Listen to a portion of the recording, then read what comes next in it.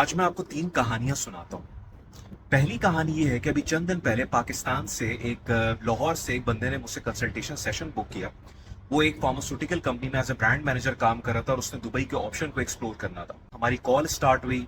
Starting के साथ ही उसने इंतहाई तमीज से, इंतहाई कर्टेसी के साथ मेरा शुक्रिया अदा किया और पहली बात मुझे ये बोली कि सर आई नो कि ये 15,000 रुपीज जो मैं आपको दे रहा हूँ ये आपके कैलिबर, आपके जो एक्सपीरियंस है उसके हिसाब से कुछ भी नहीं है, and it's an honour for me कि मैं आपसे कनेक्ट हो रहा हूँ और आप मुझे अपना टाइम दे रहे हैं।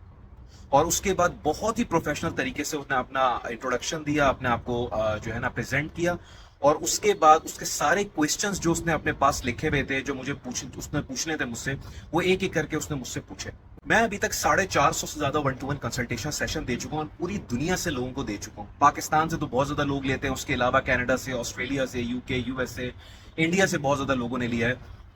इन 450 लोगों में ये वो वाहिद बंदा था जिसको मैंने ये बोला कि यार जब आप दुबई आएंगे ना, तो आप वाहिद बंदे हो कि 450 लोगों से मैं आपको ये बोल रहा हूँ कि मैं आपको रिकमेंड करूंगा यहाँ पे जॉब मार्केट के लिए। And someone who has been working in UAE market since last 17 years, उसकी रिकमेंडेशन ना यहाँ पे बहुत ज्यादा मैटर करती है। अब मैं दूसरी कहानी आपको सुनाता हूँ। वजीरिस्तान के एक 18 साल के बच्चे ने मुझसे सेशन लिया और उसने मुझे बताया कि सर मैंने आपकी वीडियोस देखी हैं, मेरे फादर जो है वो सऊदीया में होते हैं, वहाँ पे एक ड्राइवर हैं, तो वो मुझे भी कह रहे हैं कि तुम पढ़ाई वढ़ाई छोड़ो और तुम वहां पे आ जाओ, बताइए मुझे क्या करना चाहिए। और मैंने आपके सेशन के 15,000 रुपए अपनी पॉकेट मनी जो है ना वहां से जमा करके लिए। मैंने उस बच्चे को समझाया कि आपको क्या करना चाहिए, किस तरह करना चाहिए, पढ़ाई को किस तरह फोकस करना चाहिए, फादर को किस तरह अपने मैनेज करना चाहिए, उनको किस तरह समझाना चाहिए। और साथ में मैंने उस बच्चे को ये बोला कि बेटे आपने जितनी मेहनत से ये पैसे जमा किए हैं, तो मेरा फर्ज बनता है कि मैं अभी आपको अपना पर्सनल कांटेक्ट नंबर दे रहा हूं और मैं वाहिद आप हो जिसको मैं ये बोल रहा हूं कि आप मुझे कभी भी कॉल कर सकते हो। और जिंदगी में कभी भी आपको जॉब चाहिए हो, कभी भी आपको आगे जाना हो, कभी भी आपको कोई क्या कहते हैं सजेशन चाहिए हो, एडवाइस चाहिए हो, नसीहत चाहिए हो, कभी भी तुम कहीं पर, मैं आपको डायरेक्ट नंबर दे रहा हूं और आप वो वाहिद बंदे हो कि आप मुझे डायरेक्टली कॉल कर सकते हो किसी भी टाइम पे। बिकॉज ये मेरा उसकी तरफ एक वो बनता था कि यार एक यंग लड़का पैसे जमा करके जब मुझे इतनी रिस्पेक्ट दे रहा है, it's not about paying 15,000 rupees, it's about paying the respect.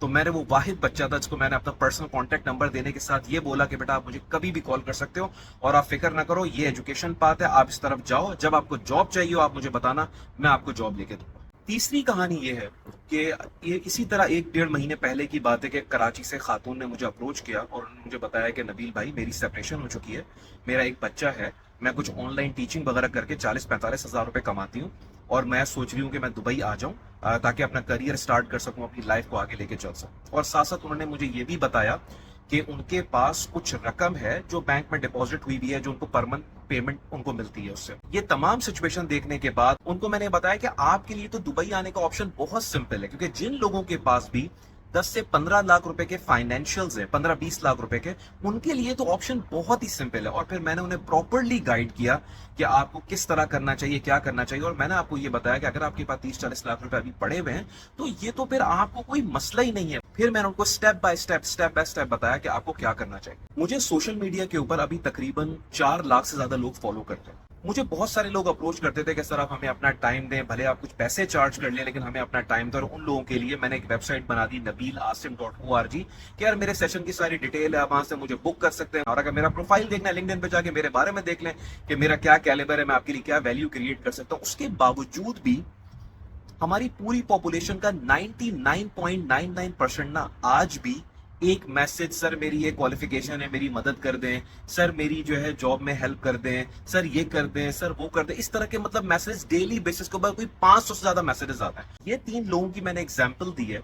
ये वो लोग हैं जो बहुत ज्यादा कोई अमीर तरीन नहीं है। वजीरिस्तान के बच्चे ने जब किसी को अफोर्ड करना था ना, तो उसने ये नहीं कहा सर मुझे डिस्काउंट दे दें या ये कर दें, सर मेरी जॉब करा दें। उसने आया, एक एक टॉप के एक्सपर्ट को उसने बुक किया, अपनी सिचुएशन बताई और उसने फिर 1 घंटा उससे बात की और उससे टिप्स ली। ये जो 1 घंटे का सेशन होता है ना, ये होता ही इसीलिए कि मैं हर एक को एक मशवरा नहीं देता। आपकी फाइनेंशियल सिचुएशन के हिसाब से, आपकी चीजों के हिसाब से, क्वालिफिकेशन, फैमिली स्ट्रक्चर, तमाम चीजों के हिसाब से आपको बताता हूं कि आपको ना ये करना चाहिए इस टाइम के ऊपर। तो अपने आप को ना उन मासेस से निकालें।